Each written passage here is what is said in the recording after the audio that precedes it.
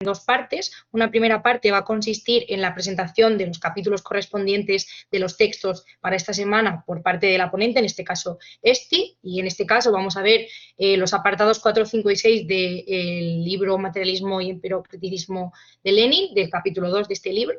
Y nada, simplemente Esti va a dedicarse a presentar esta parte, estos textos que hemos escogido para esta tarde de miércoles. Y después, cuando termine, vamos a dar momento al debate colectivo, a las preguntas y todo esto.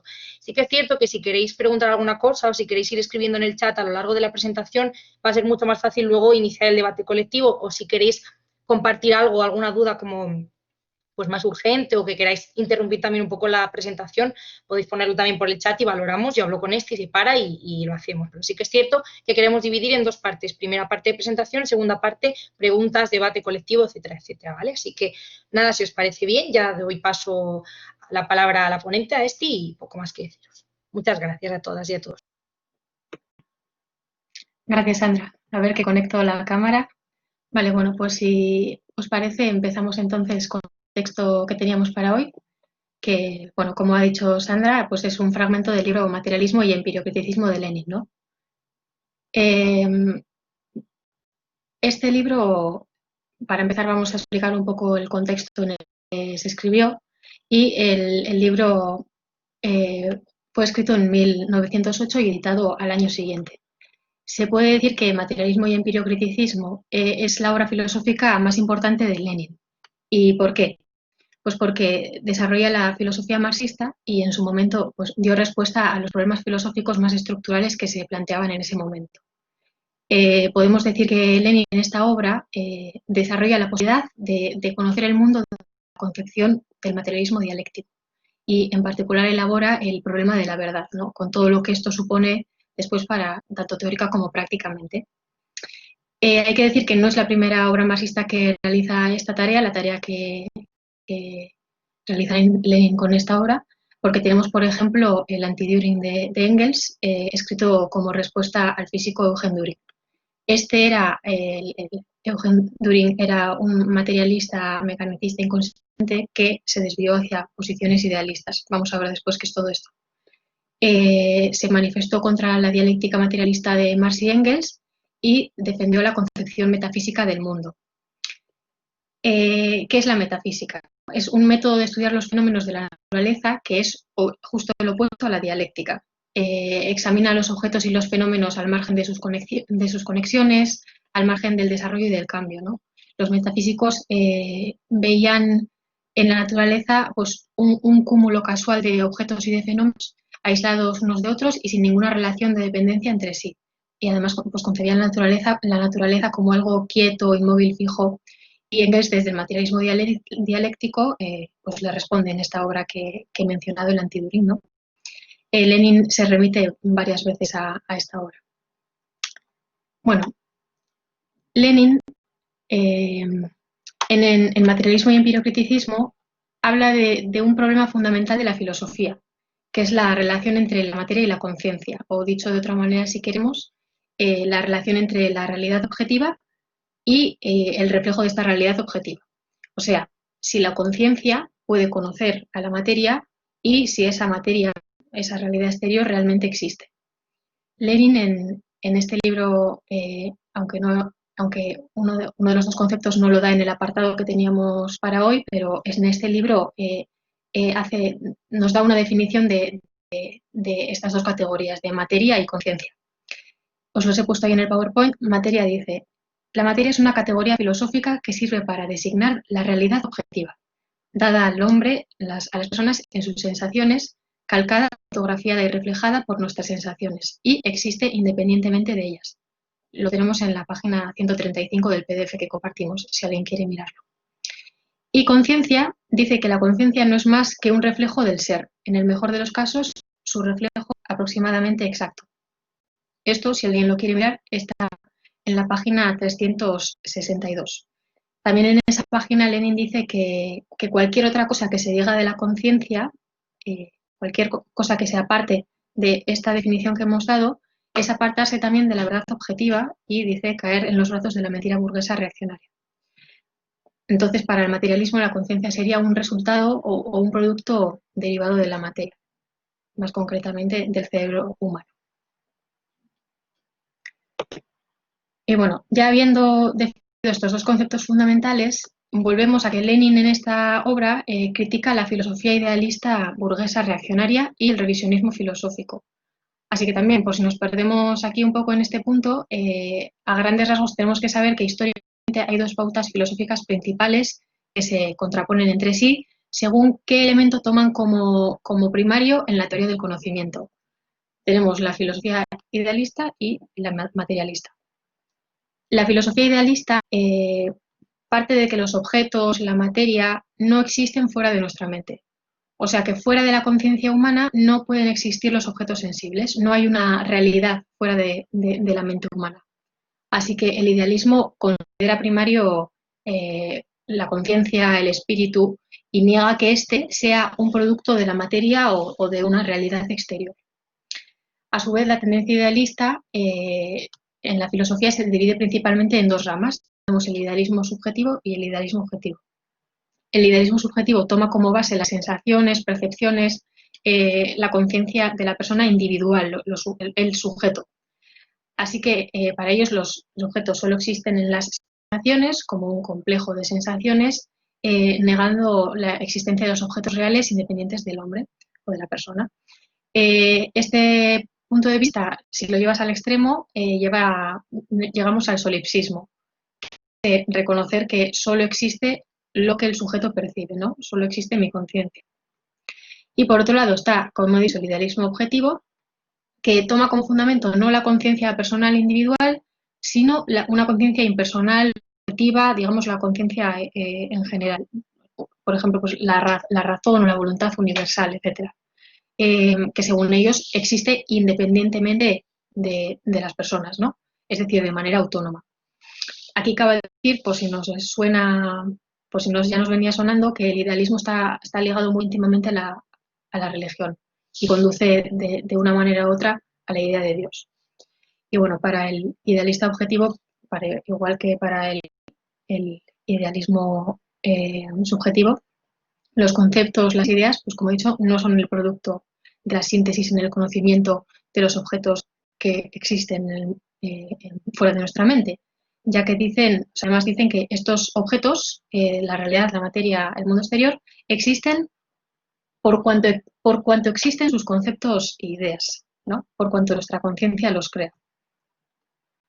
Por el contrario, el materialismo es reconocer la existencia de los objetos en sí o la existencia de la materia, los objetos, fuera de nuestra mente. Es decir, que existe una realidad objetiva fuera de nuestra mente y que además podemos llegar a conocerla. Entonces, nuestras ideas, nuestras sensaciones que forman la conciencia serían copias o reflejos de estos objetos externos. Hay también diferentes materialismos, pero la forma superior del materialismo, o la forma más desarrollada, podemos decir que es el materialismo filosófico marxista, que es el materialismo dialéctico, planteado por Marx y Engels, que reelaboraron todo lo valioso que había creado hasta ese momento el pensamiento filosófico y científico y superaron el efecto de todas las anteriores doctrinas materialistas y también cogieron la dialéctica de Hegel, aunque no tiene nada que ver la dialéctica marxista con la dialéctica de Hegel, ¿no? Marx y Engels por primera vez hicieron extensivo el materialismo también al conocimiento de la sociedad y creando el materialismo histórico, que no me voy a meter ahora porque ya lo vamos a ver en diferentes textos también, ¿no?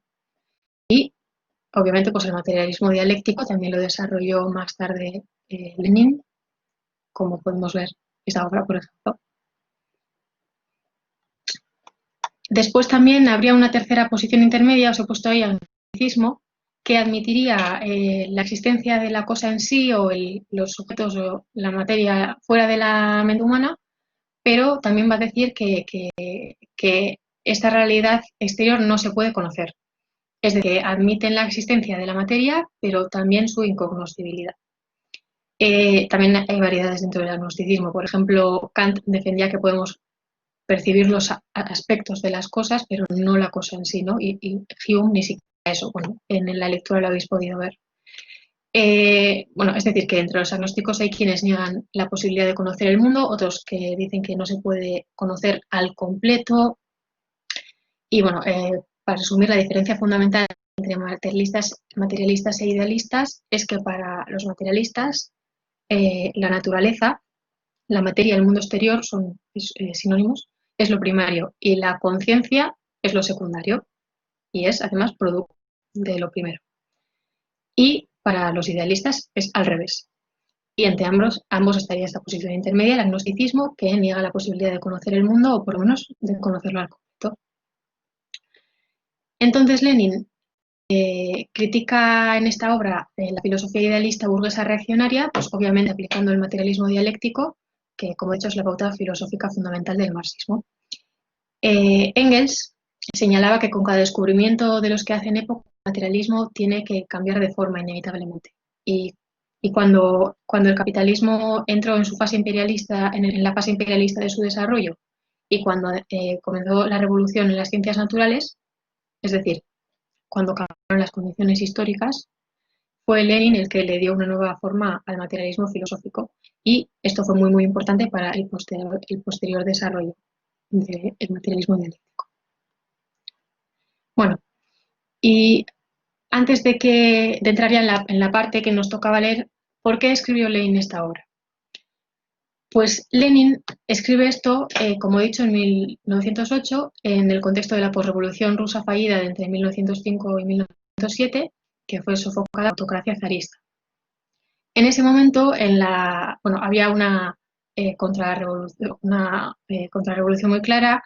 En la filosofía la tendencia era idealista, en negar las leyes objetivas del desarrollo de la naturaleza y la sociedad, así como la posibilidad de conocerlas. Se hablaba de que el pueblo ruso había perdido a Dios y que tenía que reencontrarlo.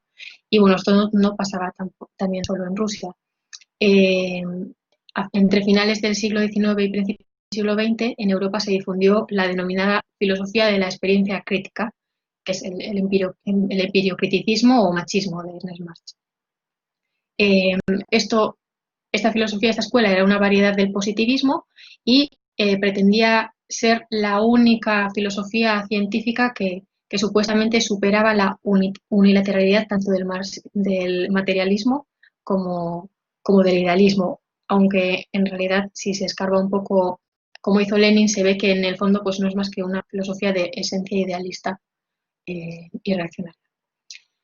Lenin ve que las ideas de esta escuela filosófica se están colando en el partido bolchevique, donde Bogdanov empieza a plantear el empiriocriticismo. Este compañero de partido de Lenin, que según él hablaba desde el marxismo, defendía que el ser humano solo cuenta con su mente, que solo contamos con el resultado de nuestros sentidos, pero que no se puede afirmar que fuera de esto había un mundo que era de una manera u otra, ¿no? Y Lenin ve esto como un ataque contra el materialismo, un elemento central dentro de esa coyuntura política que se estaba dando, así que en este contexto se pone a escribir materialismo y empiriocriticismo, ya que en esas circunstancias la tarea más importante era defender la filosofía marxista. Bueno, entonces, ya entrando a lo que teníamos que ver hoy, hemos dicho que en el partido bolchevique se estaba expandiendo la filosofía empiriocriticista por parte de Bogdanov. Decía Bogdanov, por ejemplo, el marxismo implica para mí la negación de la objetividad incondicional de toda verdad, cualquiera que sea, la negación de todas las verdades eternas. Y también decía, la verdad es una forma ideológica, una forma organizadora de la experiencia humana. Así que Lenin, al ver que Bogdanov estaba defendiendo el relativismo, que después vamos a ver bien qué es esto, y por tanto, defendiendo el relativismo, también la desarticulación de la posibilidad de las verdades objetivas, plantea y da respuesta a estas dos preguntas en el fragmento que teníamos que ver para hoy, ¿no? La primera pregunta siendo, ¿existe la verdad objetiva? ¿Puede haber en las representaciones mentales del hombre, de las personas, contenido que no dependa del sujeto, de nuestra subjetividad, o que no dependa del hombre ni de la humanidad? Este es uno de los problemas filosóficos fundamentales, ¿no? Si existe la verdad objetiva. Y si la respuesta es afirmativa, las representaciones humanas que expresan la verdad objetiva pueden expresarla de una vez, por entero, incondicional y absolutamente, o solo de un modo aproximado, relativo. Y este segundo interrogante es el de la correlación entre la verdad absoluta y la verdad relativa. Entonces, ¿existe la verdad objetiva? ¿Las personas podemos llegar a conclusiones que sean reflejo del mundo exterior, de lo que pasa fuera de nuestras mentes, sin que las conclusiones a las que llegamos dependan de nuestra subjetividad? Pues la respuesta que va a dar Lenin es que sí, que en nuestros conocimientos hay un contenido que no depende del sujeto, que no depende ni del hombre ni de la humanidad, ¿no? Como respondiéndose a sí mismo. Para Bogdan, al contrario, la respuesta a esta primera pregunta sería negativa. No hay tales verdades objetivas porque para él, como hemos dicho, la verdad es una forma ideológica, una forma organizadora de la experiencia humana. Si seguimos esta afirmación, si la verdad es solo una forma ideológica, no puede haber verdad independiente del sujeto, de la humanidad, porque no conocemos ideologías que no sean humanas. Y si la verdad es una forma organizadora de la experiencia, lo mismo, no puede haber una verdad independiente de la humanidad. Entonces no puede haber verdad objetiva. Pero nos dice Lenin que esta afirmación de que no existen las verdades objetivas es absurda y pone como ejemplo pues, que las ciencias naturales no permiten dudar de que la existencia de la Tierra antes de la humanidad sea una verdad. Para las ciencias naturales esto es una verdad objetiva y esto concuerda con la teoría materialista del conocimiento porque la independencia del mundo exterior con respecto a la conciencia, es decir, la existencia de una realidad exterior a la mente humana, independientemente de esta, es la premisa fundamental del materialismo. Si admitimos la existencia de la verdad objetiva y si las ciencias naturales, reflejando el mundo exterior en la experiencia del hombre, eso ya veremos, son las únicas que pueden darnos esta verdad objetiva, lo que conseguimos es no dejar ninguna grieta por la que se cuele el idealismo.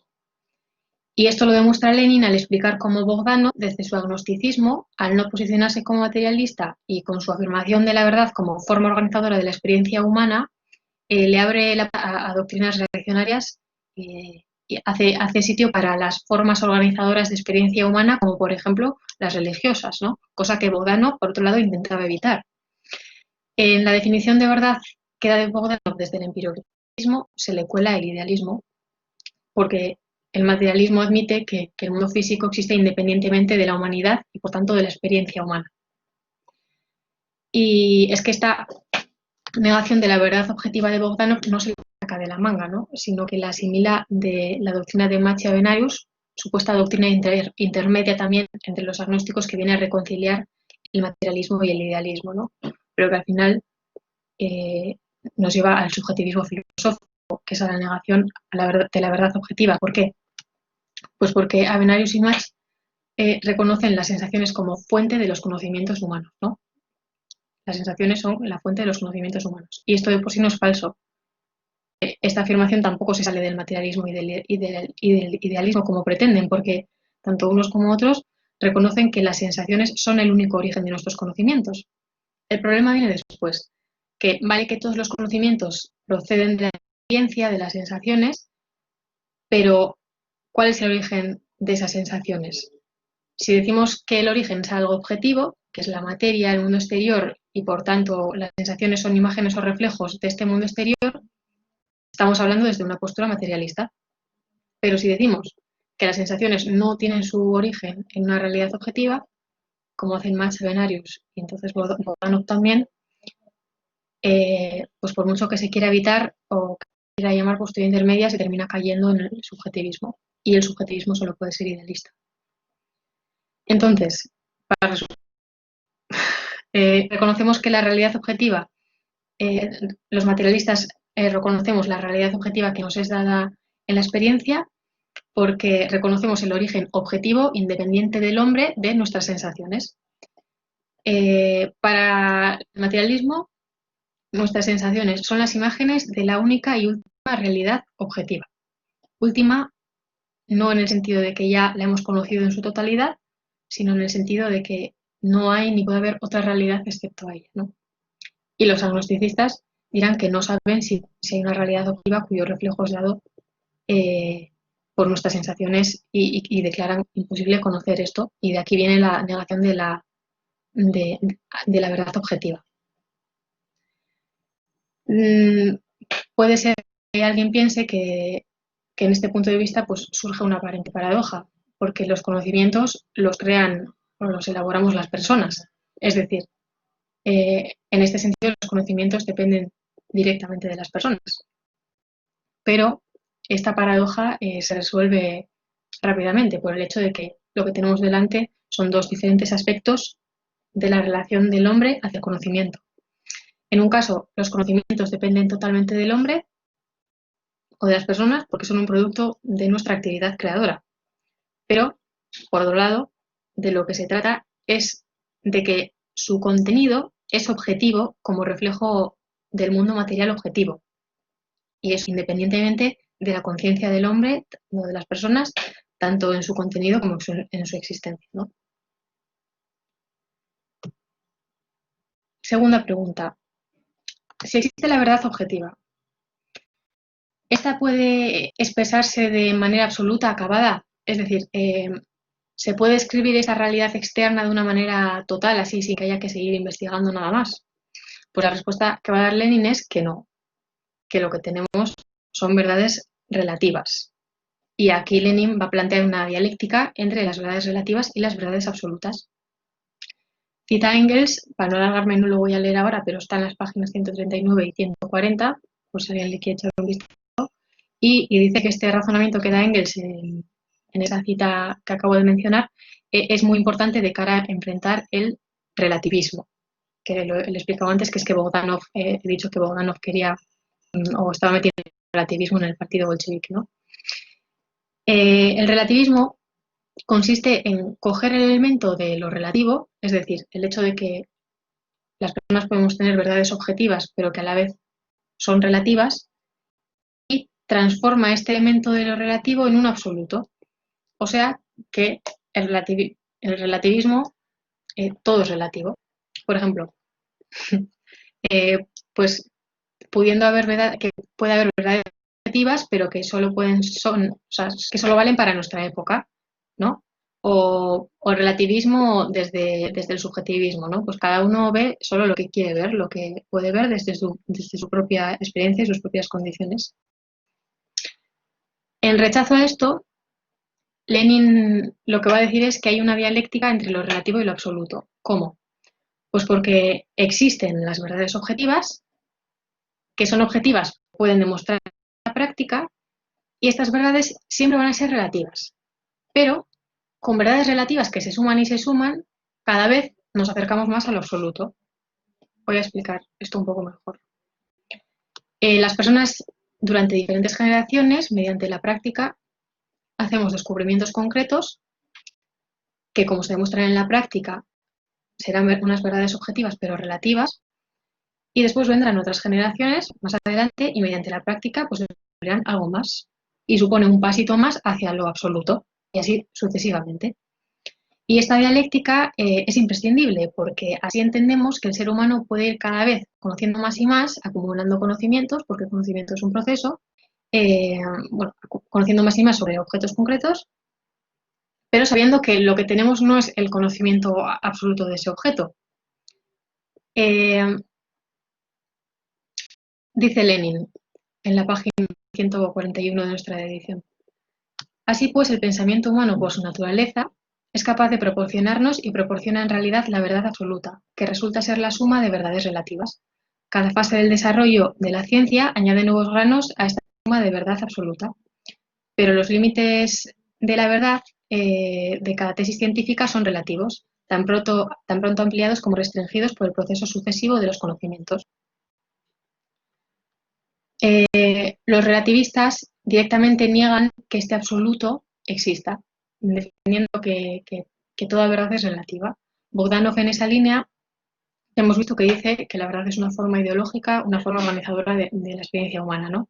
Y es un error, porque si partimos desde este relativismo como base de la teoría del conocimiento, además de admitir la relatividad de nuestros conocimientos, también supone negar toda evidencia o modelo objetivo existente independientemente de la humanidad. modelo al que se acerca nuestro conocimiento relativo, ¿no? La dialéctica materialista tiene en cuenta el elemento de lo relativo, pero no se reduce al relativismo, es decir, reconoce la relatividad de los conocimientos, pero no negando la verdad objetiva, sino que admitiendo el condicionamiento histórico, los límites de la aproximación de nuestros conocimientos a esta verdad.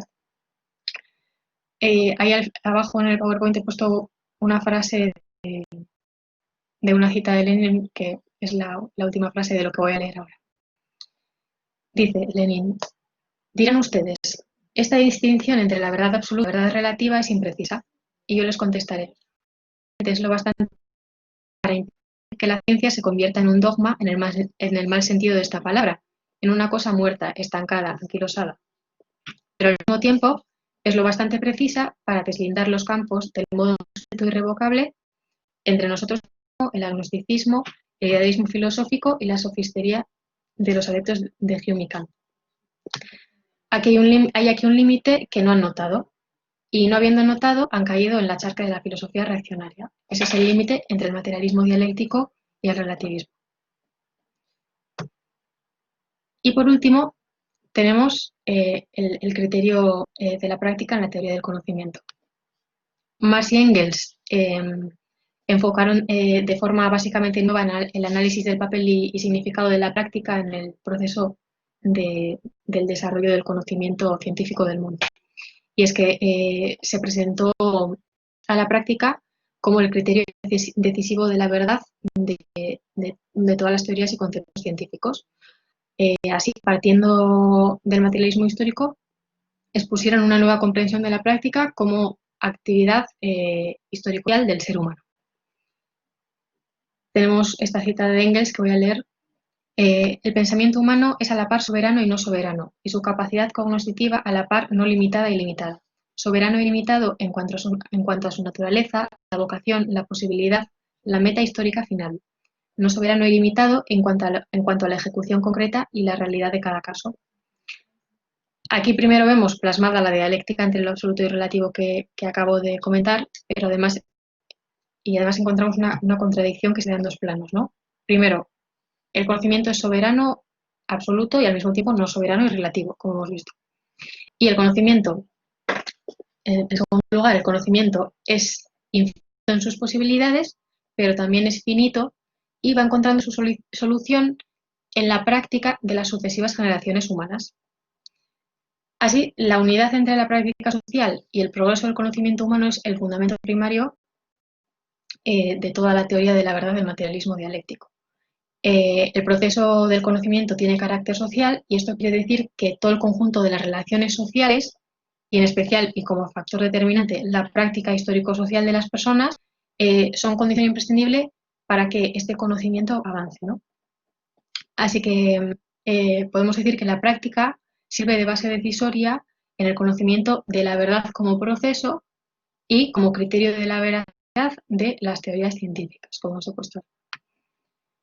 El intentar plantear el problema de si existen las verdades objetivas fuera del criterio de la práctica, Marx dice que es entregarse a la escolástica. Engels dice que los resultados de nuestros actos, la práctica, dan la prueba de la correspondencia de nuestras percepciones con la naturaleza objetiva de las cosas percibidas. La práctica humana, entonces, demuestra la certidumbre de la teoría materialista del conocimiento. Entonces, la soberanía del ser humano en cuanto al conocimiento de generación tras generación es ilimitada, pero cuando se expresa en personas concretas, en un contexto sociohistórico concreto, tiene sus limitaciones. Así, cada generación ha tenido y tendrá su práctica y va avanzando el conocimiento de acuerdo a la práctica de cada generación. Entonces podemos decir que cada generación tiene, no sé cómo decir, un techo histórico en cuanto a capacidades de llegar al conocimiento en cada etapa de la historia de la humanidad, ¿no? Pero esto no quiere decir que todo sea relativo, que lo que se descubre en una época histórica concreta es válido solamente para ese contexto. Es decir, no nos puede llevar al relativismo histórico. Cuando las personas desarrollamos una práctica en un contexto concreto, esa práctica va a ser el criterio de la verdad. Y entonces un error del idealismo es que trata de resolver la cuestión de la objetividad, de la existencia del mundo exterior, etcétera, desde el punto de vista únicamente teórico. Y dice Lenin también sobre los empiriocriticistas que la inconsecuencia de su empirismo, de su filosofía de la experiencia, reside en que niegan el contenido objetivo de la experiencia, la verdad objetiva en el conocimiento experimental. Así que al final, tanto los agnósticos como los idealistas niegan la verdad objetiva en la experiencia. Bueno, por último, dejar claro que el criterio de la práctica no puede confirmar o refutar del todo una representación humana, pero que esto no tiene por qué llevarnos al relativismo, porque así la práctica pasa a ser, como hemos dicho, pues un criterio lo suficientemente impreciso como para impedir que los conocimientos humanos se conviertan en algo absoluto, como hemos visto. Y a la vez es un criterio lo suficientemente preciso para confrontarlo con las escuelas idealistas y agnosticistas. ¿Por qué? Porque si la práctica humana confirma la verdad objetiva, aunque no absoluta, esto nos lleva a que la búsqueda de la verdad o las verdades tiene que darse por el camino de la ciencia y la ciencia se mantiene en un punto de vista materialista. Y bueno, y con esto ya terminaría la presentación. Pues nada, chicos y chicas, vamos a empezar con este apartado, si queréis, entonces, de debate, preguntas, colectivo, tal. Simplemente decir, voy a ir contestando un poco, o bueno, voy a ir dando palabra a lo que habéis ido poniendo por el chat. Lo primero quiero responder a Alba, que ha preguntado, bueno, ha dicho que estaría bien que al final de las sesiones se pasaran los PowerPoint. En principio nosotros dejamos grabadas las sesiones y las enviamos por correo. En el vídeo está todo el PowerPoint y de hecho no es que haya que hacer obligatoriamente un PowerPoint, cada uno decide un poco más o menos cómo quiere presentar los apartados que le tocan a los ponentes, pero bueno, que se puede proponer también, si hay PowerPoint en este caso, pues adjuntarlo en el correo, lo podemos hablar sin problema.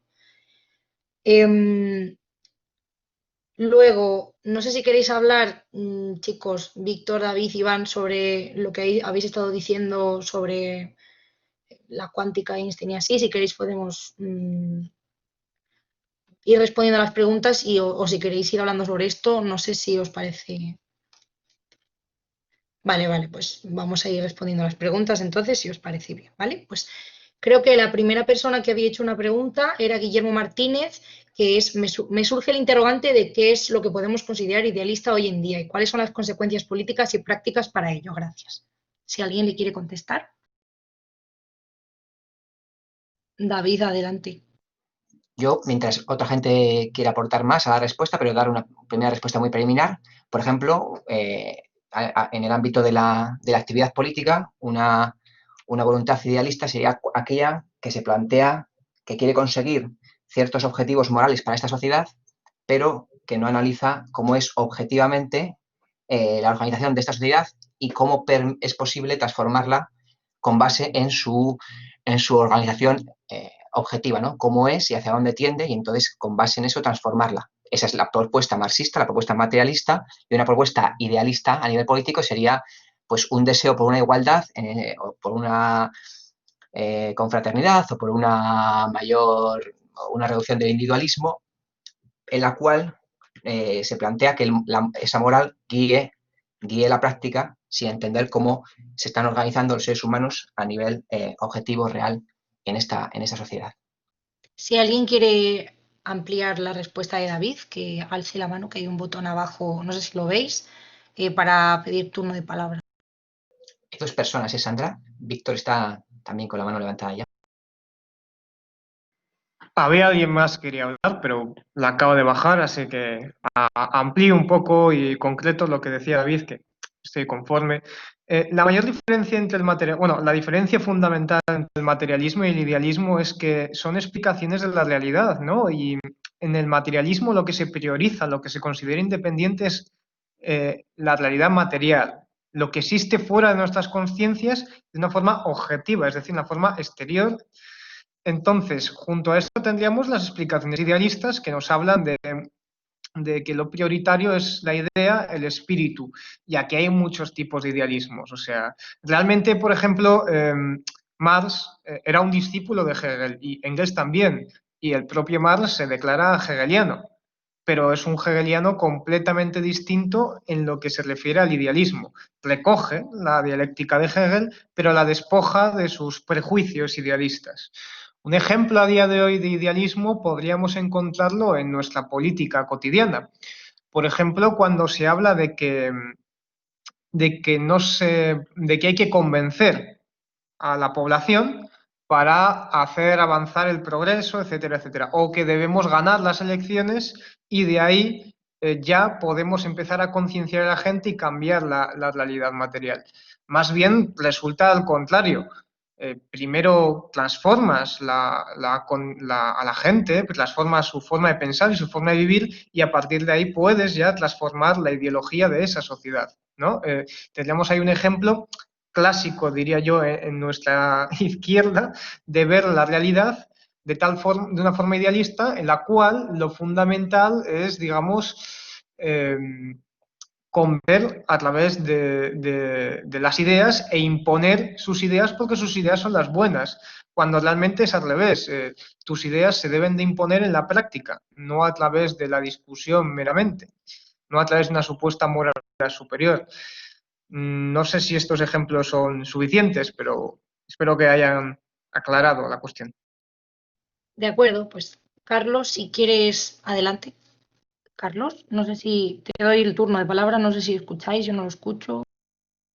Bueno, pues si os parece, vamos a contestar otra pregunta entonces mientras que ha hecho Francisco Javier Torres Vega, que es, ¿hay forma de conciliar el materialismo y el idealismo?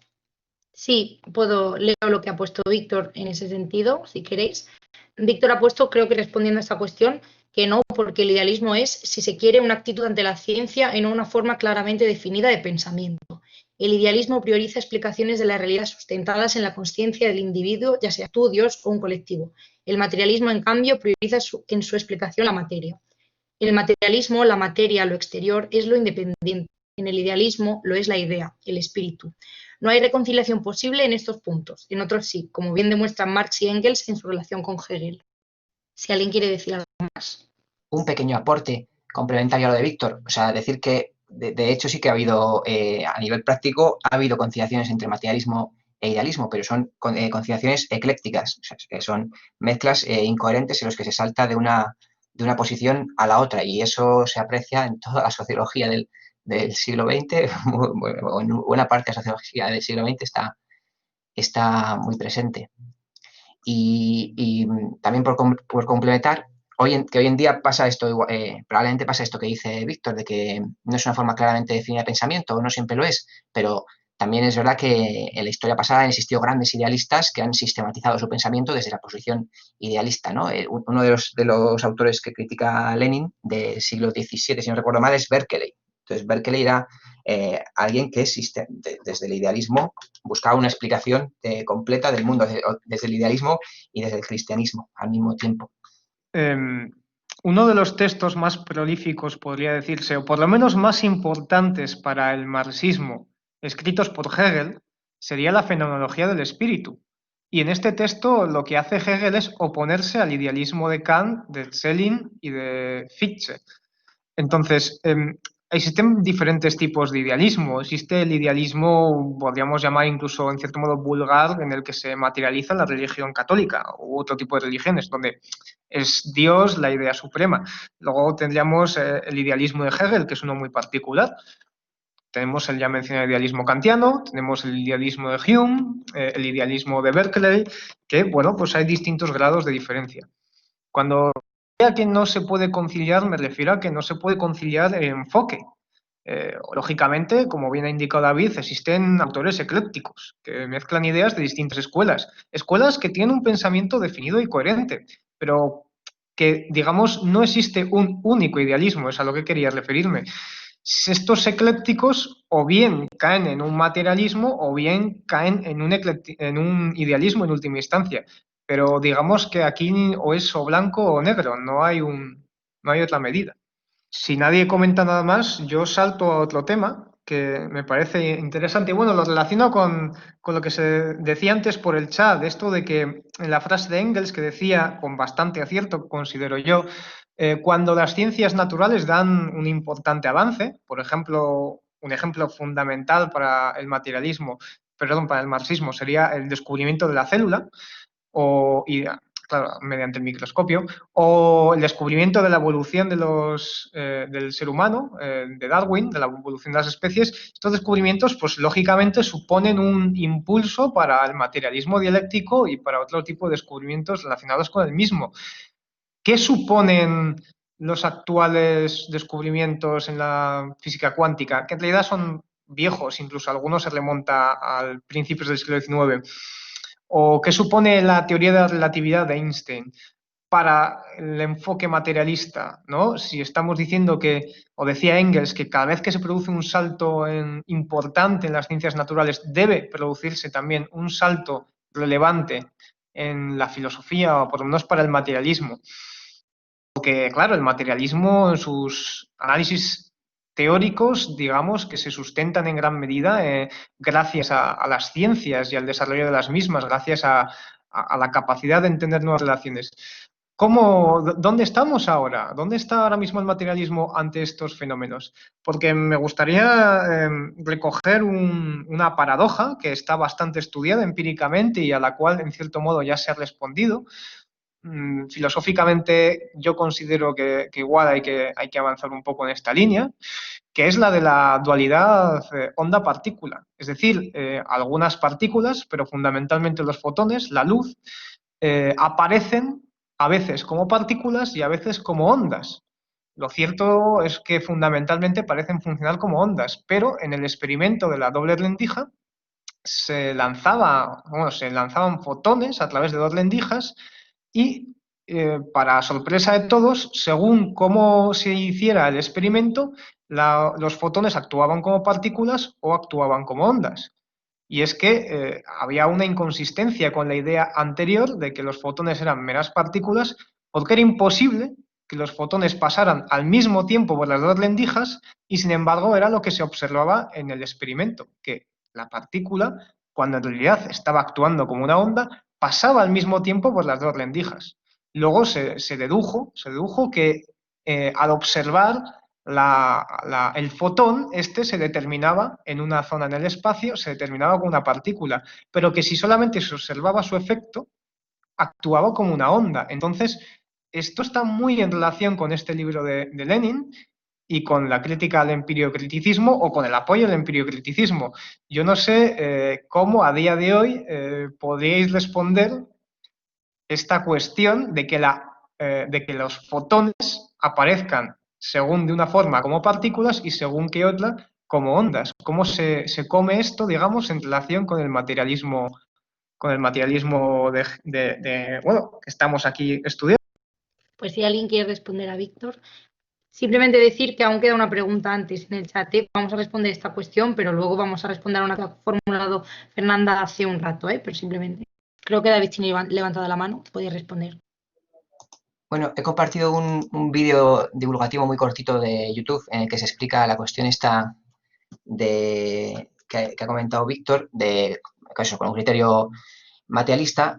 Pero bueno, básicamente un problema de aquel planteamiento, lo que daba a entender era que como a nivel de análisis, a nivel de observación, unas veces el fenómeno se manifestaba de una manera y otras veces el fenómeno se manifestaba de otra, y como no se sabía exactamente lo que se estaba midiendo, solo se observaban resultados que solo podían explicarse de acuerdo a lo que se presuponía de las ondas y lo que se presuponía de las partículas, pues se habla de la dualidad onda-partícula.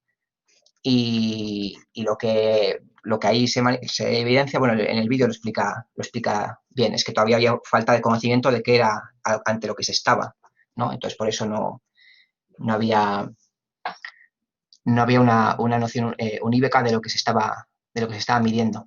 De todos modos, yo, en mi opinión, estaría bien que fuésemos dirigiendo el debate hacia la cuestión social, económica, sociopolítica, porque, bueno, pues, entre otras cosas porque, claro, para responder de manera fehaciente a esto habría que ser físicos, ¿no? Para poder integrar la filosofía, para poder dar una visión filosófica materialista de los últimos conocimientos de de la cuántica, que por ejemplo esta cuestión de la onda partícula es una cuestión de principios del siglo XX que, pues bueno, en el videíto ese que mandó por chat ya explica de forma breve.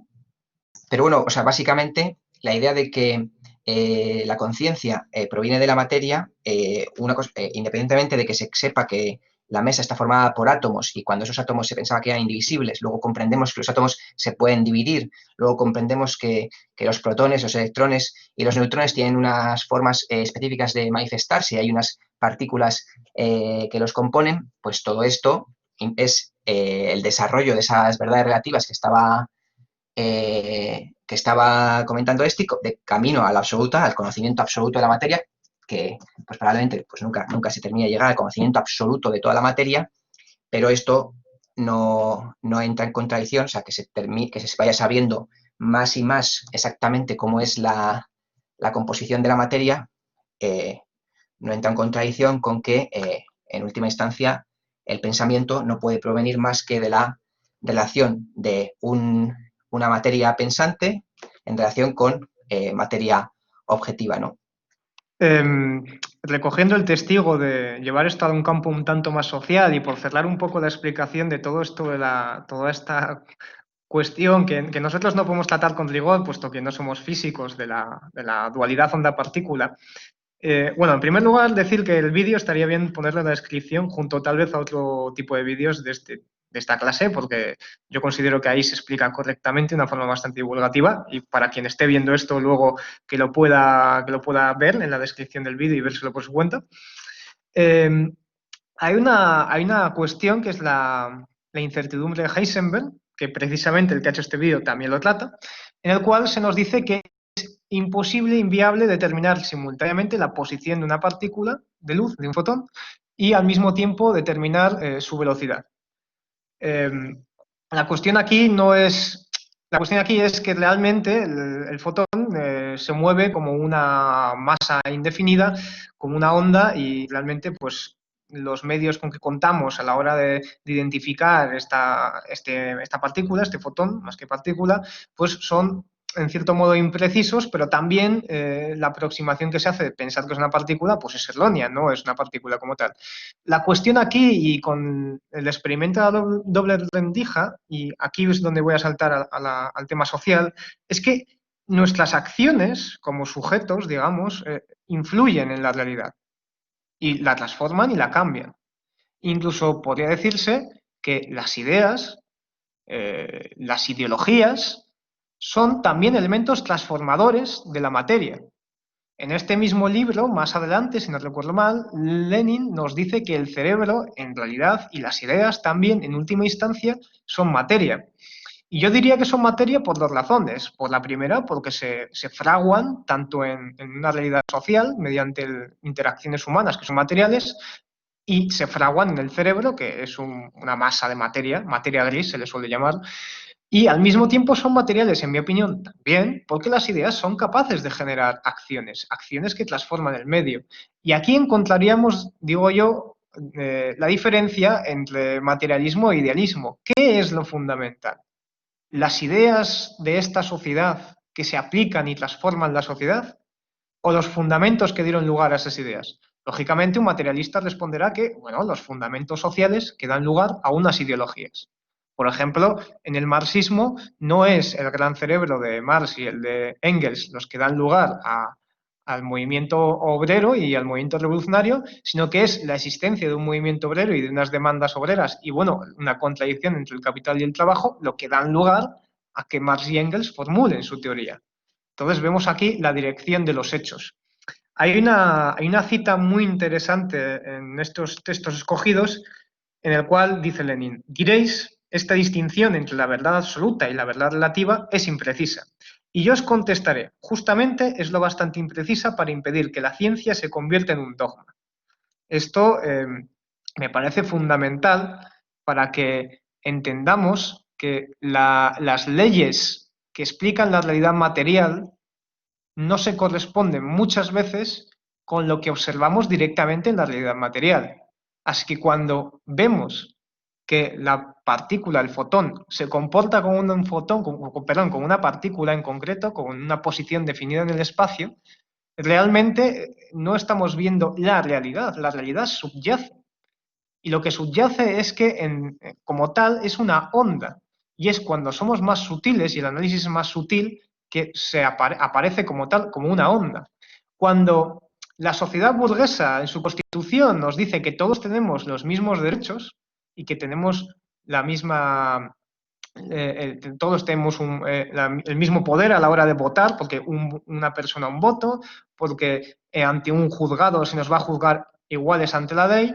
Todo esto cambia cuando se observa que frente a estos fenómenos aislados y frente a estas alusiones a la realidad, existe otra realidad, que es la de que millones de dólares, por ejemplo, en Estados Unidos, aunque en cierto modo también en Europa, pero sobre todo en Estados Unidos, por ejemplo, sirven para elegir al ganador de las elecciones, que por otro lado, quien tiene dinero puede pagar mejores abogados y por lo tanto, frente a la ley, tiene una mayor capacidad de ganar sus pleitos. Es decir, frente a lo que serían verdades aisladas, subyace una realidad mucho más compleja. La ley no es más que una aproximación a la realidad, se dice también en este texto. La ley del valor de Marx no quiere decir que el valor de cada uno de los productos que se producen en esta sociedad esté determinado completamente y directamente por el tiempo de trabajo. No. Lo que nos dice es que en última instancia será determinado por el tiempo de trabajo. En última instancia no somos todos iguales ante la ley. En última instancia mi voto no vale lo mismo que el voto de otra persona con capacidad y recursos para movilizar a una cantidad de votantes mucho mayor de la que yo pudiera movilizar. Y por volver al concepto del dogma, muy importante, si consideramos un materialismo que va a explicar la realidad de forma directa y que pretende dar respuestas exactas y concretas en todo momento, caeremos en el dogma. La realidad que debe expresar nuestros análisis es esa realidad que subyace y se va expresando en cada momento en fenómenos aislados. Y el conjunto de los fenómenos, cuando se analiza todo ese conjunto, nos dará lugar a la ley material que realmente existe. No sé si con esto he conseguido volver al tema más social y al texto, o si en cambio no he hecho más que enmarañar más la cuestión. Pero bueno, ahí queda. Pues no sé si alguien quiere abundar en esta cuestión o decir alguna cosa en torno a esto. Bueno, pues de momento, si nadie quiere decir nada, había una cuestión que había planteado Fernanda hacía un montón de rato ya y que voy a leerla por si queréis ir pensando en lo que ha dicho Víctor también, de todas maneras. Voy lanzando esta cuestión que ha puesto y nada, dice que apoyándonos en esta idea de la realidad objetiva-subjetiva, ¿cómo entiende el marxismo la religión? ¿Se cree que hay un ser superior o es algo subjetivo? Bueno, yo voy a decir una cosa, lo que es que me da rabia que eso hablemos Víctor y yo. Ojalá vaya gente animándose. Solamente voy a decir preliminarmente sobre esta pregunta que se puede revisar el prólogo o la introducción a la crítica del derecho de Hegel, de Marx, ese textito del 43 o 44, si no recuerdo mal, del que viene la famosa cita de que la religión es el opio del pueblo, pero en realidad la frase es bastante más compleja de esa. Y entonces, bueno, y también lo explica Engels, yo creo, que en el origen de la familia, propiedad privada y el Estado, que cuando los seres humanos no consiguen explicarse el mundo, pues ellos mismos crean la religión como explicación a una serie de procesos de los cuales no saben dar respuesta objetiva. Entonces esa es la visión de la religión del marxismo. No es una cuestión, la religión no es una cuestión subjetiva que dependa simplemente de uno u otro, depende de condiciones históricas reales y efectivas. Es más, una de las tesis de Marx es que se ve ahí, y también se ve en el Capital, es que en la medida en que una sociedad sea capaz de conocerse a sí misma, a los seres humanos, cómo funciona y cuál es su relación con la naturaleza, y una sociedad así solo puede ser posible en un mundo socialista, porque en el modo de producción capitalista no es clara no es diáfana la relación que tienen los seres humanos consigo mismos y con el resto de seres humanos, porque todo está mediado por la forma de mercancía. Bueno, esto va en relación con el fetichismo de mercancía, etcétera, etcétera. Pues solo en ese... Una vez hay una relación directa y un conocimiento claro de la relación de los seres humanos entre sí, de los seres humanos con la naturaleza, las ideas religiosas ya no tienen ningún sustento, ¿no? Y como vamos viendo, desde que las ciencias naturales se han desarrollado, pues las ideas religiosas pues van perdiendo presencia. Esa es la idea general del marxismo respecto a la religión. Iván sobre esta cuestión ha puesto que, bueno, yo creo que es una cuestión idealista o una reminiscencia de una concepción idealista, aunque la experiencia diga que existen marxistas religiosos, por ejemplo, la creencia en Dios o en una divinidad, se refiere. Y nada, simplemente también decir, perdón que lo lea rápidamente, pero también vamos a intentar que las respuestas sean un poco más concisas y a lo mejor un poco más ágiles para que a lo mejor la gente como que le dé tiempo a hilar o pueda participar también más, ¿de acuerdo? Simplemente lo digo. Fernanda podría igual desarrollar un poco más el planteamiento que quiere hacer, porque bueno, hay también unos textos sobre como ha dejado Iván ahí entrever, pues hay un texto de Lenin sobre la religión en la que analiza un poco cómo puede ser la militancia de un comunista religioso, incluso de un cura, por ejemplo. Entonces, si Fernanda desarrolla un poco más, también podríamos... Y para cualquier otra cuestión que tengáis duda, que haya surgido de la lectura de estos textos, que queráis llevarlo por otros caminos, también, por supuesto, ¿eh? Y estáis todas invitadas a participar y a decir lo que queráis. En el minuto 19:07 hay otra pregunta. Así es que como había puesto Guillermo antes, que ya le había quedado un poco más claro, voy a leerlo si os parece para ir hablando sobre esto. Dice Guillermo Martínez, toda esta teoría del conocimiento aplica al ámbito físico, plano material o también al moral o político, inmaterial. He entendido que no aplica a lo moral, ya que solo habla de la materia, existencia del plano objetivo, y la moral, en cambio, es subjetiva. Me cuesta ver su trascendencia práctica si precisamente no afecta al relativismo ético. Gracias. Bueno, igual si queréis, vamos a acabar esta cuestión sobre la religión y así, y luego vuelvo a leer la pregunta. Dice Francisco Javier, ¿qué diferencia podemos encontrar o cómo explicar el perspectivismo de Gasset y Nietzsche desde el concepto de verdad objetiva del marxismo? Bueno, Guillermo, en esta cuestión, perdón, también voy a volver después a la pregunta porque me he ido a lo mejor a otro tema. Guillermo dice en cuanto a la cuestión de la religión, podríamos pensar que detrás de las sensaciones está Dios, que lo que las causas, que lo que las causa no es la materia sino Dios, pero claro, a ver qué entendemos por Dios. Y Víctor dice que lo duda, desde el momento en que sabemos cómo funcionan estas sensaciones a través de nuestro sistema nervioso, pero no cómo lo hacen a través de Dios. Bueno, Zoe dice que la religión en el marxismo podría funcionar como dispositivo para el cambio social. Pregunta Zoe. A la pregunta de Zoe, que ha salido muchas veces en nuestro seminario, claramente hay que responder con el texto que resuelve muy claramente, que es el de Lenin, que se encuentra súper fácil por Google, es un texto de 10 páginas y es algo así como la religión y el partido. La actitud del Partido Obrero hacia la religión, un texto de 1909. Yo creo que ahí está la respuesta fundamental a esa cuestión.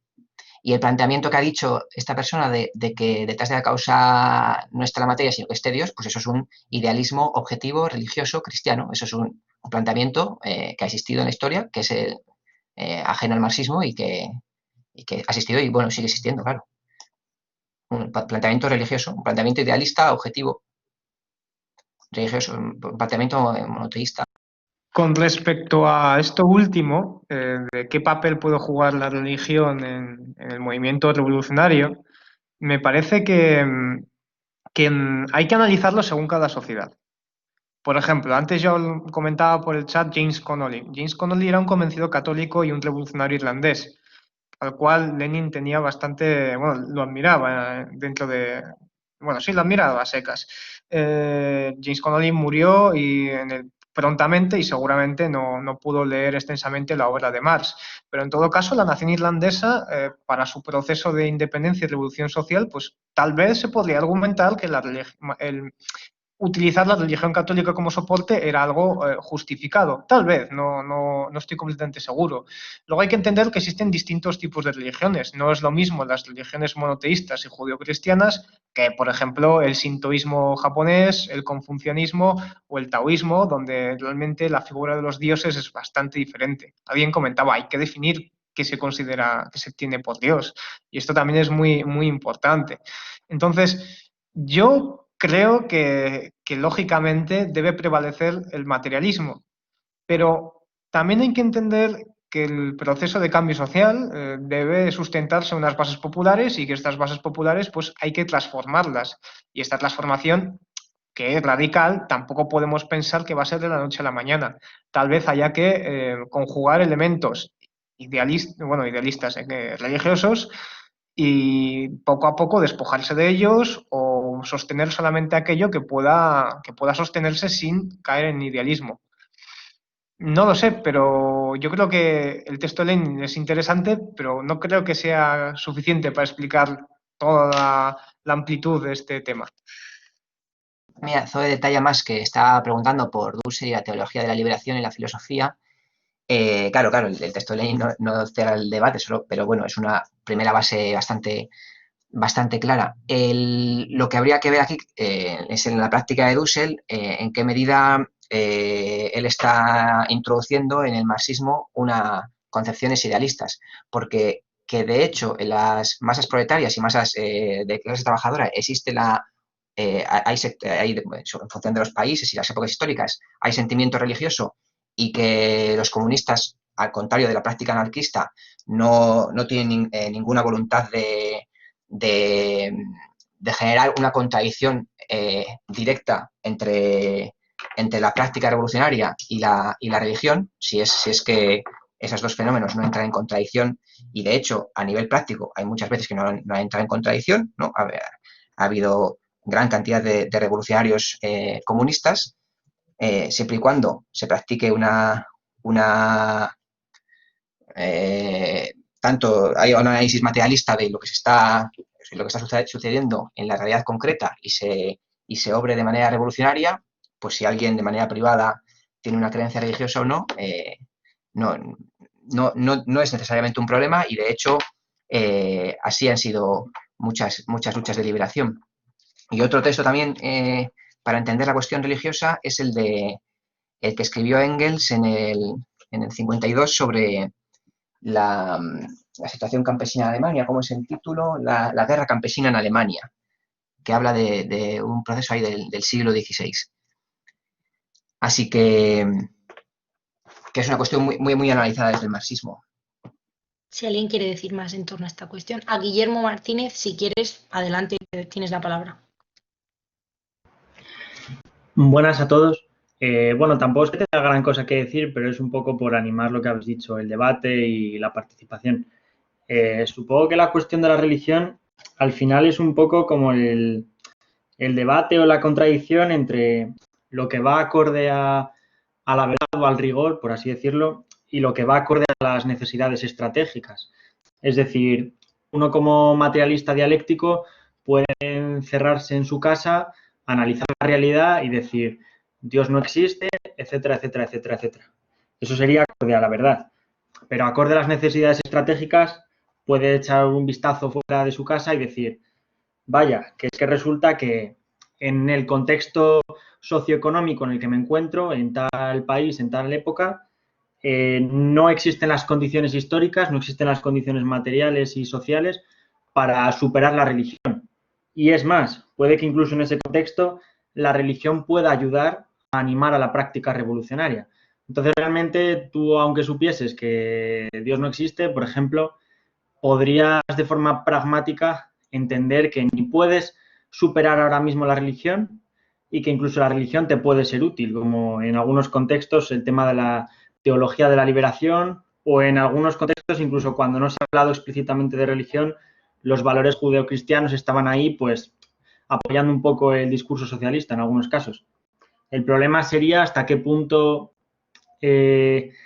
esa parte estratégica va a acabar corrompiendo la parte de rigor que en el fondo necesita la revolución. porque quizás apoyarte demasiado en un discurso religioso que en el fondo es idealista puede acabar carcomiendo las bases del marxismo y la viabilidad de esa revolución, porque al final, aunque esa revolución triunfase en términos prácticos, si se llena el partido de idealistas, por así decirlo, puede que luego a largo plazo, en el día después de la revolución, surgiesen problemas a la hora de enfocar la construcción del socialismo. Entonces, allí como que hay muchas tensiones, muchos debates, muchos dilemas que supongo que habría que plantearse.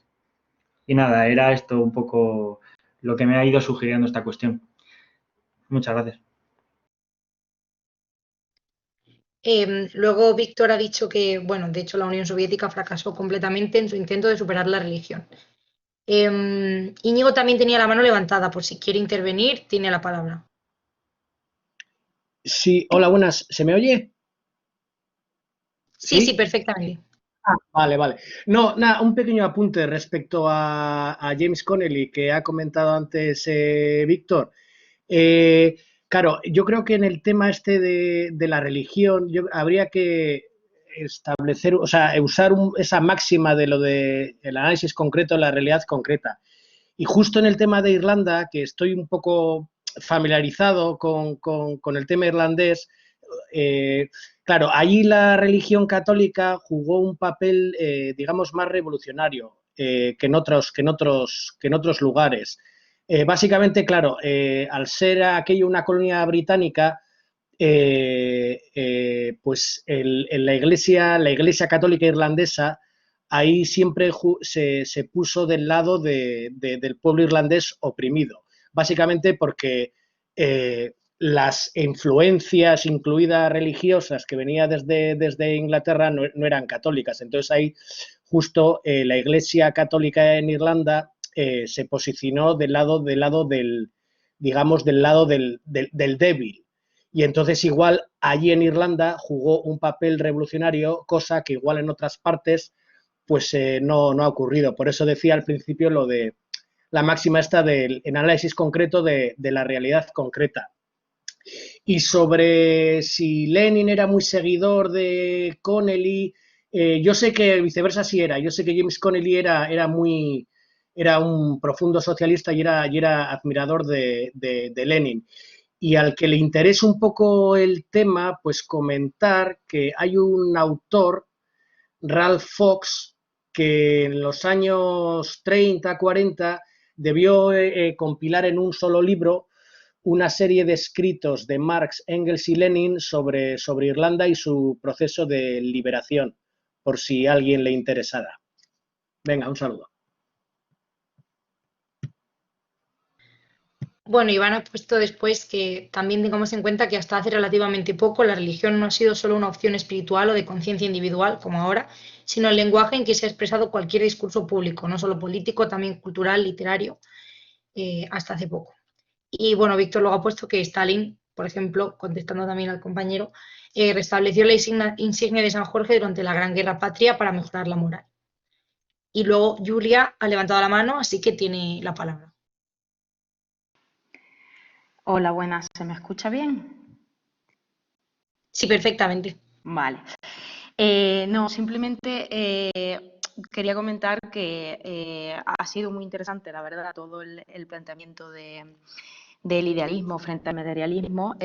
Lo que pasa es que, no sé, a mí me ha dado la sensación de que no se ha tocado como mucho la cuestión de las mujeres, ¿no? O sea, hemos hablado mucho de religión, de las URSS, de Connelly, de la moto, pero creo que se ha desviado bastante la atención del tema que realmente, o me ha dado a mí la sensación, igual me he despistado en algún momento, pero que se ha desviado bastante de lo que realmente nos ocupa en este curso, creo, vaya. Y nada, sin más, simplemente comentar eso y si ha sido así, igual a lo mejor en futuras ocasiones intentar encauzarlo un poquito más o por lo menos, no sé, intentar tener también es culpa nuestra, ¿no? Porque no intentamos fomentar tampoco otro tipo de debate, ¿no? Pero bueno, y si no, pues nada, eso básicamente. Nada, y muchas gracias, o sea, estáis haciendo un curso muy guay. Sí, ciertamente dijimos que esta primera parte como del seminario sería un acercamiento al marxismo previo a entrar a la cuestión de la mujer, pero sí es verdad que igual estos debates han estado muy bien, a mí me han parecido estupendos, pero bueno, otro día pues sí podíamos intentar centrarlo. Yo creo que David, cuando decía centrarlo un poco más a lo social y así, también iba un poco por esa cuestión, pero bueno, simplemente no sé si alguien quiere decir algo más sobre este tema. Sí, yo estaba pensando justo lo que acaba de poner ahora Guillermo, de que los ejemplos podían ir hacia este rumbo, y pues lo que yo creo que estaría muy bien, que la compañera que acaba de comentar, a ver si se anima a situarnos el debate en el sitio de este taller, en el ámbito del taller. Voy a leer lo que ha puesto Zoe en relación a esta cuestión, pero si quiere eso, alguien dar algún ejemplo, que lo ponga, que le doy la palabra sin ningún problema. Bueno, Zoe pone que creo que, aparte del pragmatismo estratégico, el dispositivo de la religión cristiana abonda el discurso de liberación por propio mérito. No olvidemos que la estructura religiosa, en tanto sus textos, permite exégesis muy diversas de sí misma. Dentro de estas lecturas cabe una secularizada, el adoptar pensamiento hebreo o cristiano como pensamiento filosófico, pues si el pensamiento es material, las ideas, no siendo aparentemente contrarias a la concepción material, pienso, deben tener una raigambre material. Bueno, si nadie más quiere decir nada sobre esto, o no sé si alguien quiere pedir la palabra, había dos cuestiones que habíamos puesto antes. Bueno, Guillermo dice que entraríamos más en materialismo histórico, pero todo lo que hemos hablado sobre idealismo en la actualidad puede aplicarse a la mujer. Pone, por ejemplo, la cuestión sexo-género o los diversos feminismos. Julia, que ha levantado la mano, me parece, si quiere, tiene la palabra. Sí, perdón por alusión, ¿no? Un poquito, o sea, lo que comentaba, por ejemplo, ¿no? El tema de sexo-género, la construcción o no de la identidad sexual, no sé, los debates en torno a las teorías queer y no, todas esas cosillas, no sé, o sea, se pueden sacar realmente bastantes cosillas, yo creo, en cuanto a este tema, por mencionar algunos, ¿no? Esti ha compartido un artículo, si quiere decir algo sobre el artículo, estupendamente puede decir, pero bueno, para que lo tengáis ahí.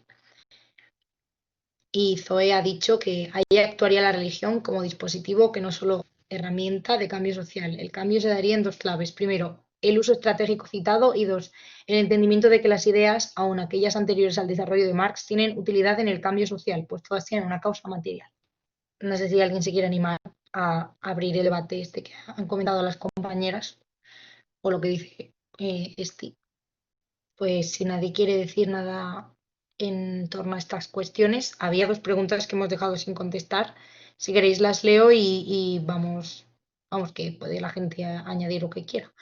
La primera es esta que comentaba David al principio de las 7:07, que la voy a leer, que era de Guillermo. Bueno, toda esta teoría del conocimiento aplica al ámbito físico, plano material, o también al moral o político, inmaterial. He entendido que no aplica a lo moral, ya que solo habla de la materia, existencia del plano objetivo, y la moral, en cambio, es subjetiva. Me cuesta ver su trascendencia práctica si precisamente no afecta al relativismo ético. Entiendo que quizá esto ya se nos queda un poco para atrás. Si alguien quiere volver sobre ello, tiene tiempo, dejamos tiempo para pensarlo. Y de todas maneras voy a ir leyendo otras cuestiones que han sido lanzadas durante la sesión. Francisco Javier Piña Hernández decía, ¿qué diferencia podemos encontrar o cómo explicar el perspectivismo de Gasset y Nietzsche desde el concepto de verdad objetiva del marxismo? Muchas gracias. Iván escribe, justamente el tema de los feminismos, sexo, género, teoría queer y demás son los melones que abriríamos según fuésemos viendo la perspectiva del marxismo en la cuestión de la mujer, ¿no? Es verdad que habría que hacer un esfuerzo mayor por aterrizar los ejemplos sociales y específicamente a la mujer, pero es difícil en el momento actual. Y los ejemplos relativos a otros temas no creo que sean malos, que salgan o no se puedan debatir. Pero coincido en que podemos hacer un esfuerzo mayor en futuras sesiones en que sean temas densos como este. Yo estoy de acuerdo con Iván, que no pasa nada, que obviamente podemos debatir y poner sobre la mesa cualquier cuestión que se os venga a la cabeza, pero bueno, que también ha estado muy bien que la compañera haya dicho. Y bueno, Víctor ha pedido turno, así que es tu turno. Precisamente porque en algún momento se querrá abrir estos melones, pero como decía el texto de divulgación y como se expresa en el programa y como ya se ha dicho un poco aquí, hoy se trataba un poco, y todavía en alguna otra sesión tal vez también, se trataba un poco de meternos a la filosofía materialista, a la filosofía marxista. No tanto para responder a cuestiones feministas de la cuestión de la mujer de forma inmediata y digamos, abordarlas ya, sino sencillamente para entender, en primer lugar, cómo piensa el marxismo, y una vez entendamos cómo piensa el marxismo dentro de los límites que nos da el tiempo y la lectura de estos textos, pues una vez entendamos esto, podamos entender qué respuesta da la cuestión de la mujer. Y cuando terminemos, conociendo ya estos fundamentos básicos del marxismo y su posición frente a la cuestión de la mujer, bueno, ahí ya pues nos podemos hacer otro tipo de juicios. Desde luego, sería muy interesante vincular esto, y no me cabe la menor duda de que se puede hacer con debates más actuales, pero no es del todo sencillo, y sobre todo yo creo que no corresponde ahora, justamente ahora. Pero la esperanza es que una vez, digamos, hayamos profundizado y nos hayamos dotado de las herramientas necesarias, pues desde luego meternos a ello. De todas formas, quien, digamos, después de haber leído el texto, pueda vincular esto a la cuestión de la mujer, pues estupendo. Y si lo puede comentar, perfecto. Y si en cambio prefiere apuntarlo y guardárselo para, de cara al futuro, volver a sacarlo, pues puede que incluso sea más acertado. Pero bueno, aquí ya cada uno y cada una como vaya viendo. Adelante, David. Pues yo quería comentar un poco en torno a la pregunta de Guillermo, porque es más general y también por aclarar estas cosas generales antes de dar los siguientes pasos. Cuando preguntaba que esta teoría del conocimiento solo aplica al ámbito físico, y a ver si aplica también al moral o al político. Bueno, pues de hecho, y eso lo vamos a ir viendo más adelante, todas las acciones políticas y todas las posiciones morales tienen que ver con unas condiciones materiales de ciertas sociedades y ciertas clases o ciertas fracciones de clase o otras divisiones sociales en el seno de la sociedad, ¿no? Por el lugar que ocupan materialmente ese conjunto de seres humanos o esa parte de un conjunto de seres humanos en el seno de determinada sociedad. Eso le lleva a comprender su situación en ese mundo de una manera, o sea, a tener unos valores morales determinados y a aspirar a determinados objetivos y a movilizarse en determinado momento, ¿no? Entonces, esta perspectiva materialista atiende a todo. De modo que cuando vemos en un momento de la historia que existe una cierta moralidad o un cierto conflicto político o un cierto objetivo demarcado por un grupo, pues podemos ejercer este mismo análisis y ver cómo está objetivamente definido ese grupo, en qué situación está en el seno de la sociedad, por qué se está movilizando, contra quién se moviliza, qué posición ocupa ese otro grupo objetivo, por qué levanta ciertas banderas, cuál es su moralidad, cómo se relaciona su moralidad con su modo de vida. Y bueno, pues esto creo que va directamente ligado, aterrizándolo a nuestro tema de la cuestión, pues por ejemplo, con todo el movimiento feminista de pues ahora contemporáneo, ¿no? Todas sus luchas, sus aspiraciones, los valores que está buscando pues extender, ¿no? Y contra los valores que está luchando, contra también las relaciones objetivas contra las que está luchando, de qué relaciones objetivas surge este movimiento, y todo esto pues es algo que podemos comprenderlo, eso es lo que nos dice Lenin, se puede estudiar, se puede comprender, es más, necesitamos comprenderlo para poder actuar de manera revolucionaria, ¿no? Joaquín dice, lo físico solo es una parte de lo material, que se compone de lo físico y de lo social. Por tanto, la moral forma parte de la materialidad social. El materialismo fisicista es lo que critica Lenin y la ideología alemana. No sé si alguien quiere decir alguna cosa más. Es el momento. O igual, no sé si os parece que podemos ir cerrando, terminando la sesión, o bueno, si alguien quiere decir alguna cosa más, es el momento. Pues nada, chicos y chicas, si queréis lo dejamos aquí. Muchas gracias a todos y a todas por participar. Y nada, pues hasta el próximo miércoles.